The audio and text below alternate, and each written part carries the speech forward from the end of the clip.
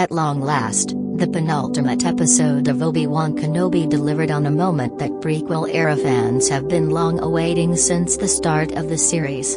In the opening moments of Episode 5, a young Anakin Skywalker, Hayden Christensen, waits to duel with his Master Obi-Wan Kenobi, Ewan McGregor, and this moment is revisited throughout the episode as both Darth Vader and Kenobi recall their differing approaches to battle. Anakin is impatient, hungry for victory, and rage-filled, something that drives him towards short-term victories, but long-term defeats.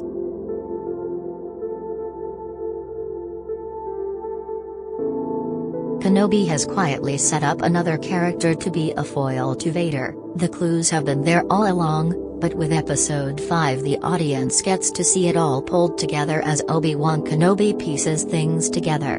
Early in the episode, with victory looming as the Empire has Kenobi and his band of supporters pinned down on Jabiim, Reva, Moses Ingram, gets what she's been impatiently waiting for. Seeing her potential, or perhaps seeing how he can harness her determination, Darth Vader promotes her to Grand Inquisitor and sends her after Kenobi once more.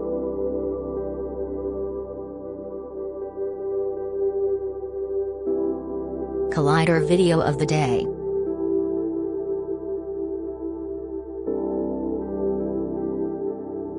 On Jabiim, things are getting dire and Kenobi sees how his mission to rescue Princess Leia, Vivian Lyra Blair, may impact an entire operation that has been designed to protect people just like him. He idly examines the graffiti on the walls that stand as, perhaps, the last records of Jedi who have fled for their lives. The weight of Order 66 looms heavily over Episode 5, just as his inaction over the past decade weighs on him. Despite the odds being heavily against them, Kenobi and Roken, O'Shea Jackson Jr., rally the forces to hold the line when the Empire arrives, buying them enough time to get systems back online.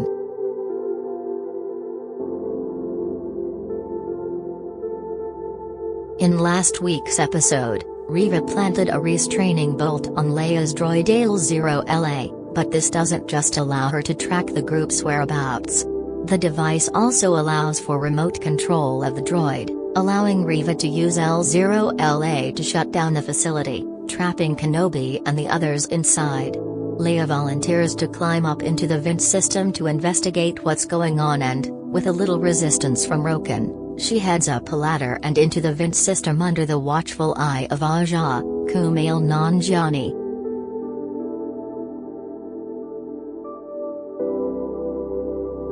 Obi-Wan receives a message on his holoprojector, and he steals away down one of the cavernous corridors to listen to the message that Bail Organa, Jimmy Smits, has left for him.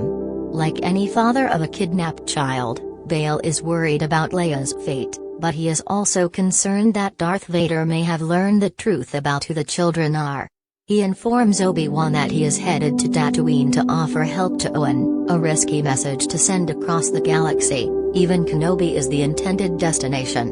Before Kenobi returns to the rest of the group, Tala, Indira Varma, joins him in the corridor and speaks to him about why she does what she does. And if this speech didn't spell the end for her, I would have honestly been surprised.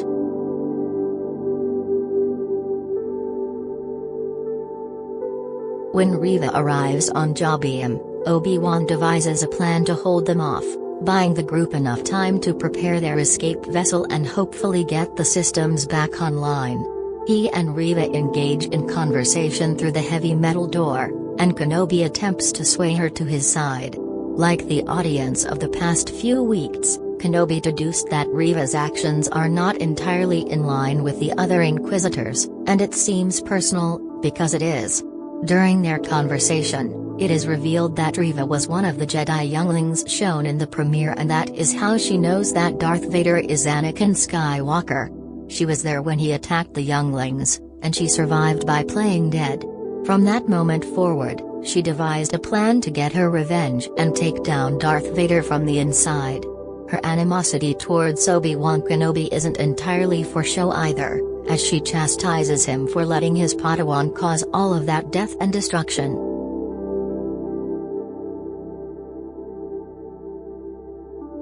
Kenobi's attempts to sway Reva are unsuccessful and she and her stormtroopers begin to attack.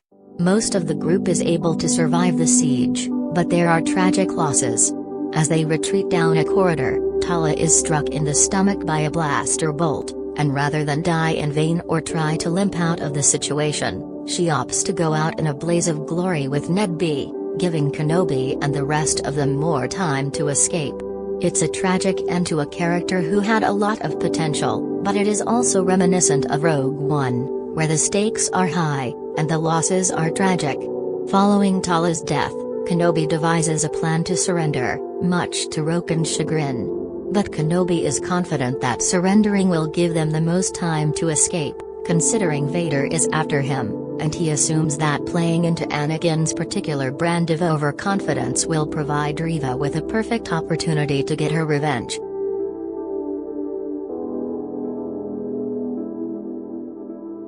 By the time that Darth Vader arrives on Jabiim, Obi-Wan Kenobi and the rest of the group are already aboard their transport and fleeing from the scene. With Darth Vader's focus on Obi-Wan's escape, Reva makes her move to strike him down. But of course, Vader has known all along that she has ulterior motives.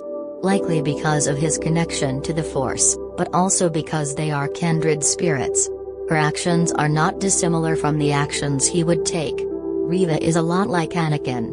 She's impulsive and driven by a need for revenge, and ultimately someone who was never given the tools to overcome childhood trauma. Palpatine may have been skillfully orchestrating Anakin's fall to the dark side, but that descent was made easy by the Jedi teachings.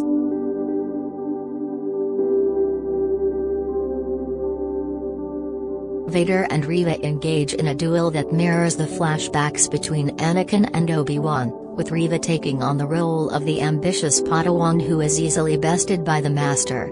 Darth Vader runs her through with her own lightsaber and taunts her with further failure. The Grand Inquisitor, Rupert Friend, strolls in, entirely recovered from Reva running him through in one of his stomachs, and goads her about revenge. Defeated and left to die, Reva makes a discovery that will undoubtedly lead to major repercussions in the finale.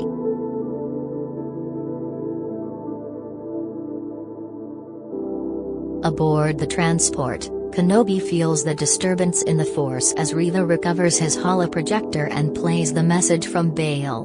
Not only does Reva know that Anakin Skywalker is Darth Vader, she now knows that there is something important about Luke and Leia.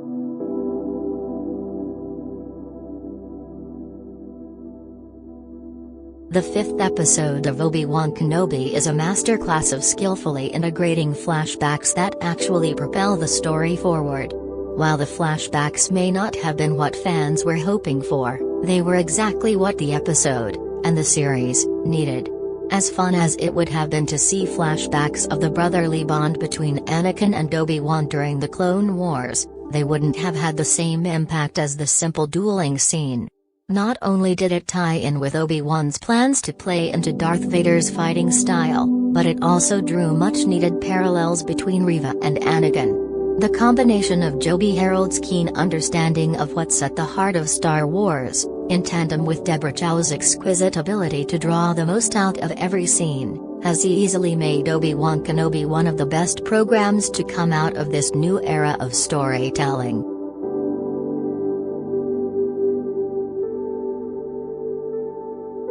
Rating: A+.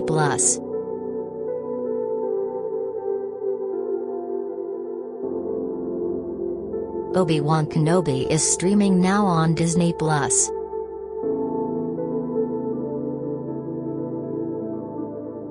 Read more about Obi-Wan Kenobi. Obi-Wan Kenobi embraces the prequels in more ways than one. Obi-Wan Kenobi's Hayden Christensen on new experiences playing Darth Vader in the Star Wars prequel series. Moses Ingram on Obi-Wan Kenobi and going to Jedi school with Ewan McGregor.